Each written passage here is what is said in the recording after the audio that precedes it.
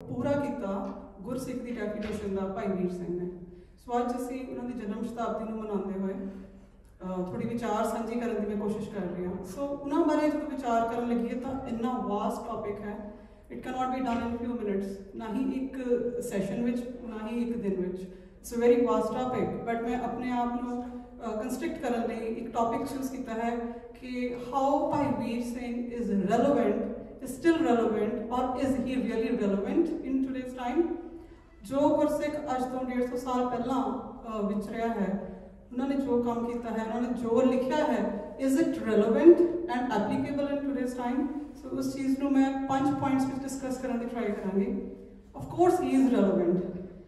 ते जो असी उन्होंने हुण ये इस तरह कहने वाली गल है कि सपोज मैं तुहानूं कहण लग जा कि हाँ शेक्सपीयर बहुत बड़ा ऑथर है, वो बारे गल कर लग जा, बट जो तुम शेक्सपीयर खुद नहीं पढ़िया तो मिठे का स्वाद मिठा खा के पता लगता है।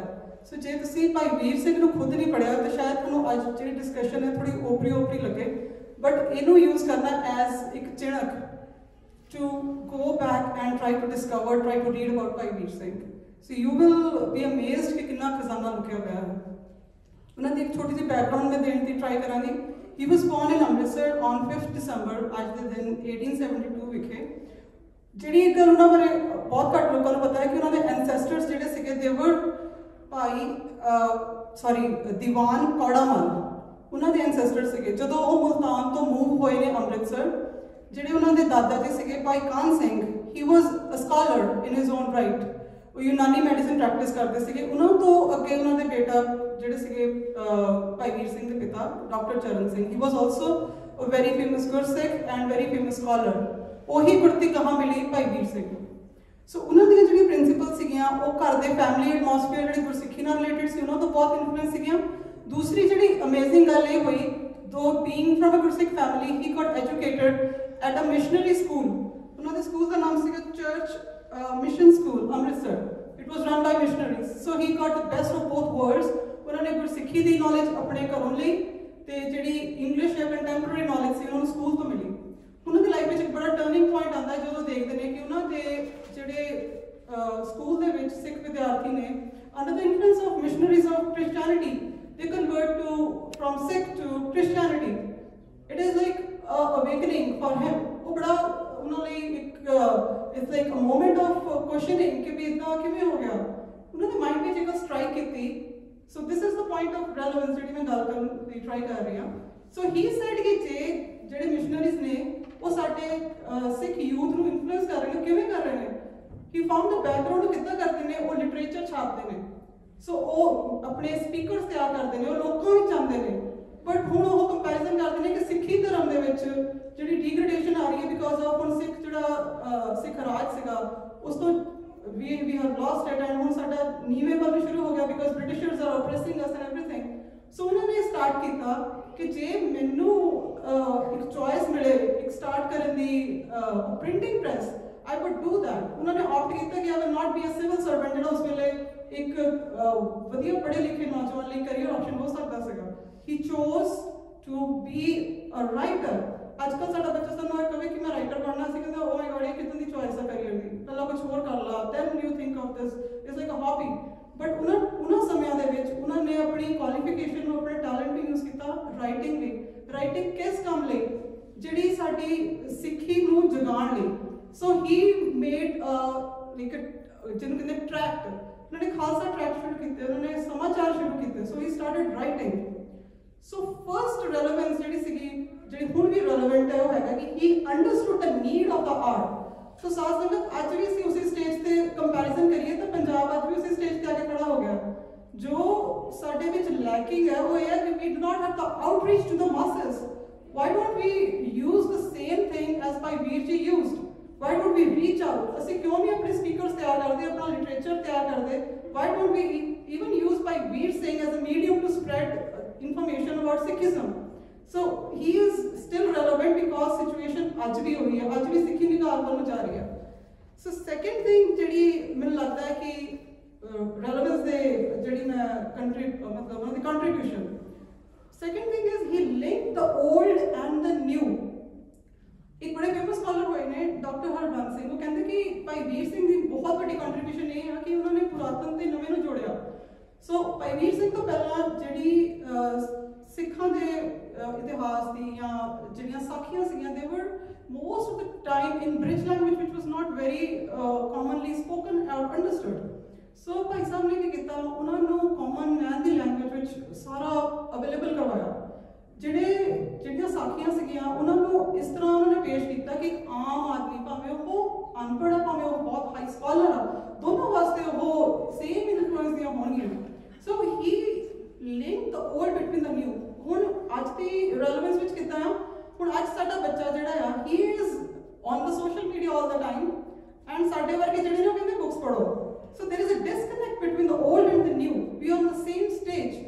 ਸੋ ਜਿੱਦਾਂ ਭਾਈ ਵੀਰ ਸਿੰਘ ਨੇ ਇੱਕ ਰਸਤਾ ਲੱਭਿਆ ਪੁਰਾਤਨ ਨੂੰ ਨਵੇਂ ਨਾਲ ਜੋੜਨ ਦਾ, ਹੁਣ ਸਾਨੂੰ ਵੀ ਭਾਈ ਵੀਰ ਸਿੰਘ ਨੂੰ ਇਨਵੋਕ ਕਰਨ ਦੀ ਲੋੜ ਆ ਪੁਰਾਤਨ ਨੂੰ, ਜਿੱਦਾਂ ਹੁਣ like us people to the new, ਜਿਹੜੀ ਸਾਡੀ ਜਨਰੇਸ਼ਨ ਆ, how can we do that. So ਉਹ ਰੈਲੇਵੈਂਸ ਕਿੱਦਾਂ ਹੋਏਗੀ, ਬਿਕਾਜ਼ ਜਿਹੜੇ ਉਹਨਾਂ ਨੇ ਰਸਤੇ ਲੱਭੇ, ਹੁਣ ਸਾਨੂੰ ਵੀ ਅੱਜ ਦੇ ਸਮੇਂ ਦੇ ਹਿਸਾਬ ਨਾਲ ਇਸ ਤਰ੍ਹਾਂ ਦੇ ਰਸਤੇ ਲੱਭਣੇ ਪੈਣਗੇ ਤਾਂ ਕਿ ਅਸੀਂ ਆਪਣੇ ਯੂਥ ਤੱਕ ਰੀਚ ਆਊਟ ਕਰ ਸਕੀਏ ਜਿੱਦਾਂ ਭਾਈ ਵੀਰ ਸਿੰਘ ਨੇ ਰੀਚ ਆਊਟ ਕੀਤਾ। ਸੋ ਨੈਕਸਟ ਮੈਂ ਕਹੂੰਗੀ ਕਿ ਉਹਨਾਂ ਦੀ ਜਿਹੜੀ ਬਹੁਤ ਵੱਡੀ ਕੰਟਰੀਬਿਊਸ਼ਨ ਸੀ ਵਿਚ was way ahead of his time was he was a torch bearer of feminist appreciation. ਸਾਥ ਨੂੰ ਸੋਚ ਕੇ ਵੇਖੋ, ਲਿਟਰੇਚਰ ਸਟਾਰਟ ਕਰਨ ਲੱਗਾ ਇੱਕ ਬੰਦਾ ਆਪਣਾ ਕਰੀਅਰ, ਔਰ ਉਹ ਕਰੀਅਰ ਸਟਾਰਟ ਕਰਦਾ ਉਸ ਨਾਵਲ ਤੋਂ ਜਿਸ ਨਾਵਲ ਦੇ ਵਿੱਚ ਦ main protagonist or the hero is a woman, which was unheard of even in the English literature. कोई woman ਨੂੰ ਹੀਰੋ ਬਣਾ ਕੇ ਰਿਸਕ ਨਹੀਂ ਕਰਨਾ ਚਾਹੁੰਦਾ ਆਪਣਾ writing career, but he chose it. Why? Because he was the true proponent ਕਿ ਵੀ ਹਾਂ ਜਿਹੜੀਆਂ ਸਿੱਖ ਕੌਮ ਹੈ ਜਾਂ ਕੋਈ ਵੀ ਕੌਮ ਹੈ, ਜਦ ਤੱਕ ਉਹਦੀ ਜਿਹੜੀ ਫੈਮਿਨਿਸਟ ਜਾਂ ਫੀਮੇਲ ਜਿਹੜਾ ਹੈਗਾ ਪਾਰਟ ਉਹ ਨਹੀਂ ਉੱਠ ਰਿਹਾ ਹੈਗਾ, ਉਹ ਕੌਮ ਨਹੀਂ ਉੱਠ ਸਕਦੀ। ਸੋ ਅੱਜ ਤੋਂ 150 ਸਾਲ ਉਹਨਾਂ ਨੇ ਸਿਰਫ ਇੱਕ ਨਹੀਂ, ਉਹਨਾਂ ਨੇ ਹਰ ਇੱਕ ਨਾਵਲ ਦੇ ਵਿੱਚ ਫੀਮੇਲ ਪ੍ਰੋਟੈਗਨਿਸਟ ਯੂਜ਼ ਕੀਤਾ, which was a way ahead of his times. ਹੁਣ ਅੱਜ ਅਸੀਂ ਕਹਿੰਦੇ ਹਾਂ ਕਿ ਅੱਜ ਜਿਹੜੀ woman ਆ, so coming to the relevance today, is women even in America I would say, is women feeling like ਉਹਨਾਂ ਨੂੰ equality ਮਿਲ ਚੁੱਕੀ ਹੈ? No. ਜਿਸ ਵੇਲੇ ਭਾਈ ਸਾਹਿਬ ਨੇ ਇਹ ਨਾਵਲ ਲਿਖੇ ਨੇ ਉਸ ਵੇਲੇ ਤੱਕ ਵੀ women ਨੂੰ ਅਮਰੀਕਾ ਦੇ ਵਿੱਚ ਵੋਟ ਕਰਨ ਦਾ ਰਾਈਟ ਨਹੀਂ ਸੀ। ਜਸਟ ਇਮੇਜਿਨ ਕਿ ਉਹ ਕਿੰਨੇ ਅਹੈਡ ਆਫ ਆਪਣੇ ਟਾਈਮ ਸੀਗੇ। ਅਮਰੀਕਾ ਵਰਗੀ ਕੰਟਰੀ ਵਿੱਚ ਵੋਟ ਨਹੀਂ ਪਾ ਸਕਦੇ women, ਨੂੰ ਕੋਈ ਰਾਈਟਸ ਨਹੀਂ ਹੈਗੇ ਪ੍ਰਾਪਰਟੀ ਤੇ, ਔਰ ਉੱਥੇ ਭਾਈ ਸਾਹਿਬ ਕੀ ਕਹਿ ਰਹੇ ਨੇ ਕਿ ਮੇਰਾ ਜਿਹੜਾ ਪ੍ਰੋਟੈਗਨਿਸਟ ਹੋਏਗਾ ਉਹ ਵੂਮਨ ਹੋਏਗਾ, ਔਰ ਹਰ ਇੱਕ ਨਾਵਲ ਦੇ ਵਿੱਚ ਉਹਨਾਂ ਨੇ ਐਸਾ ਉਹਨਾਂ ਨੂੰ ਬਲ ਬਖਸ਼ਿਆ, ਇੱਕ ਸੁਤੰਤਰ ਸੋਚ ਦਿੱਤੀ ਆ। ਉਹੀ ਸੋਚ ਸਾਨੂੰ ਅੱਜ ਲੋੜ ਆ। ਜੇ ਸਿੱਖ ਕੌਮ ਨੇ ਉੱਠਣਾ ਆ ਤਾਂ ਭਾਈ ਵੀਰ ਸਿੰਘ ਨੇ ਜਿਸ ਤਰ੍ਹਾਂ ਸੁੰਦਰੀ ਨੂੰ ਇੱਕ ਐਸਾ ਬਲ ਦਿੱਤਾ ਹੈਗਾ, ਉਹੀ ਸਾਨੂੰ ਆਪਣੇ ਆਪ ਵਿੱਚ ਲੈ ਕੇ ਆਉਣਾ ਪਏਗਾ। ਅੱਜ ਸਾਡੀਆਂ ਮਾਵਾਂ ਭੈਣਾਂ ਨੂੰ I mean we have to read it, we have to be inspired by that, and ਫਿਰ ਸਾਨੂੰ ਵੀ ਉੱਠਣਾ ਪਏਗਾ। ਅਸੀਂ ਉੱਠਾਂਗੇ ਸਾਡੀ ਕੌਮ ਉੱਠੇਗੀ। ਸੋ ਨੈਕਸਟ ਜਿਹੜਾ ਮੈਂ ਇੱਕ ਛੋਟਾ ਜਿਹਾ ਕਹਾਂਗੀ ਕਿ which is like a very different kind of thing to invoke today, ਉਹ ਇਸ ਕਿ ਭਾਈ ਸਾਹਿਬ ਨੇ ਨੇਚਰ ਨਾਲ ਜੋ ਪ੍ਰੇਮ ਬਾਰੇ ਲਿਖਿਆ। ਸੋ he was like talking about nature। ਹੁਣ ਅੱਜ ਅਸੀਂ ਗੱਲ ਕਰੀਏ, ਜਿਹੜਾ ਬੰਦਾ ਇਹ ਲਿਖ ਰਿਹਾ ਹੈ, ਚੰਦ ਆਕਾਸ਼ਾਂ ਦੇ ਵਿੱਚ ਫਿਰਦਾ ਜਲ ਵਿੱਚ ਝਾਤੀ ਮਾਰੇ, ਜਲ ਨਿਰਮਲ ਉਸ ਜੱਫੀ ਪਾ ਕੇ ਆਪਣੇ ਵਿੱਚ ਉਤਾਰੇ। ਚੰਦ ਆਕਾਸ਼ਾਂ ਇਸ ਦਾ ਬੰਦੇ ਦੀ ਸੁਰਤ, ਜਿੱਦਾਂ ਹੁਣ ਜੇ ਇੱਕ ਪਰਸਨ ਜਿਹੜਾ ਉਹ ਮਹਾਰਾਜ ਬਾਰੇ ਸੋਚ ਰਿਹਾ, ਜਲ ਵਿੱਚ ਝਾਤੀ ਮਾਰੇ, ਮਹਾਰਾਜ ਬਾਰੇ ਸੋਚ ਰਿਹਾ, ਜਲ ਇਜ਼ ਦ ਵਾਹਿਗੁਰੂ ਪਰਮੇਸ਼ਰ ਹੈ। ਜਲ ਨਿਰਮਲ ਉਸ ਜੱਫੀ ਪਾ ਕੇ, ਜਲ ਜਿਹੜਾ ਹੈ ਮਹਾਰਾਜ ਨੇ ਆਪਣੇ ਆਪ ਵਿੱਚ ਅਬਜ਼ੌਰਬ ਕਰ ਲਿਆ, ਉਹਦੀ ਸੁਰਤ ਨੂੰ ਆਪਣੇ ਵਿੱਚ ਉਤਾਰ ਲਿਆ। ਹੁਣ ਜਿਹੜਾ ਬੰਦਾ ਜਲ ਨੂੰ ਇੰਨਾ ਹਾਈ ਰੁਤਬਾ ਦੇ ਕੇ ਲਿਖ ਰਿਹਾ ਹੈ, ਇਟ ਇਜ਼ ਜਸਟ ਲਾਈਕ ਜੋ ਮਹਾਰਾਜ ਨੇ ਬਾਣੀ ਵਿੱਚ ਲਿਖਿਆ, ਭਾਈ ਸਾਹਿਬ ਨੇ ਉਹਨੂੰ ਸਿੰਪਲ ਕਰਕੇ ਸਾਡੇ ਆਮ ਲੋਕਾਂ ਦੀ ਸਮਝ ਵਾਸਤੇ ਉਹਨੂੰ ਉਤਾਰ ਦਿੱਤਾ। ਹੁਣ ਇਸ ਤਰ੍ਹਾਂ ਦਾ ਜਿਹੜਾ ਬੰਦਾ ਇੰਨਾ ਹਾਈ ਲੈਵਲ ਨੇਚਰ ਨੂੰ ਇੰਨਾ ਹਾਈ ਰਿਗਾਰਡ ਦੇ ਰਿਹਾ ਹੈ, ਉਹ ਸਾਨੂੰ ਕੀ ਇੰਸਪਾਇਰ ਕਰ ਰਿਹਾ ਹੈ? ਸਾਨੂੰ ਇੰਸਪਾਇਰ ਕਰ ਰਿਹਾ ਟੂ ਕੰਸੀਡਰ ਨੇਚਰ ਇਹ ਕਰਤੇ ਦੀ ਹੀ ਕੁਦਰਤ ਹੈ। ਸੋ ਅਸੀਂ ਵੀ ਆਰ ਲਾਈਕ, ਅਸੀਂ ਤਾਂ ਇਨਵਾਇਰਮੈਂਟਲਿਸਟ ਜੰਮਦੇ ਹੀ ਇਨਵਾਇਰਮੈਂਟਲਿਸਟ ਹੋਣੇ ਚਾਹੀਦੇ ਆ, ਬਿਕੋਜ਼ ਸਾਡਾ ਮਹਾਰਾਜ ਦੀ ਬਾਣੀ, ਸਾਡਾ ਜਿਹੜਾ ਗੁਰਸਿੱਖਾਂ ਦੀ ਲਿਖੀ ਹੋਈ ਜਿਹੜੀ ਫਿਲਾਸਫੀ ਆ, ਉਹ ਇੱਕ ਚੀਜ਼ ਵਿੱਚ ਐਸਾ ਹੈ ਕਿ ਨੇਚਰ ਹੀ ਮਹਾਰਾਜ ਦਾ ਰੂਪ ਹੈ। ਅਸੀਂ ਕਿੱਦਾਂ ਨੇਚਰ ਨੂੰ ਡਿਸਟਰੋਏ ਕਰ ਸਕਦੇ ਹਾਂ? ਸੋ ਸਾਸਨ ਨੇ ਸਾਨੂੰ ਸਭ ਨੂੰ ਸੋਚਣ ਦੀ ਲੋੜ ਹੈ ਕਿ ਅਸੀਂ ਸਿੱਖ ਜਿਹੜੇ ਹੈਗੇ ਆ ਉਹ ਲੇਕਿਨ inbuilt environmentalist, we have to invoke that. So ਸਾਸਨ ਨੇ last but not the least ਮੈਂ ਇਹ ਕਹਿਣਾ ਚਾਹੁੰਦੀ ਹਾਂ ਕਿ ਜਿਹੜਾ ਭਾਈ ਵੀਰ ਸਿੰਘ ਦਾ ਸਭ ਤੋਂ ਮੇਜਰ ਮੈਂ ਕਹੂੰਗੀ ਇਸ ਸਾਰੀ ਰਿਸਰਚ ਵਿੱਚੋਂ, ਮੈਂ ਜੋ ਮੇਰੀ ਛੋਟੀ ਸੋਚ ਹੈ, ਮੈਂ ਜਿੰਨਾ ਸਮਝ ਪਾਈ, मैं तद कढ़िया कि जिहड़ा सब तो ज़्यादा वड्डा टेक अवे एंड रेलेवेंस जिहड़ी अज दे समय विच है वो है सोच की सॉवरेनिटी। भाई वीर सिंह ने उन्हां समयां दे विच जदों असीं गुलाम सीगे, he did not talk about कि भाई ब्रिटिशर्स दे गुलाम असीं ते गुलाम असीं। भाई साहब ने कहा कि ये गुलामी तो है ही है, बट जिहड़ी सिख की स्वतंत्रता की सोच है वो है फ्रीडम टू एवरीबडी।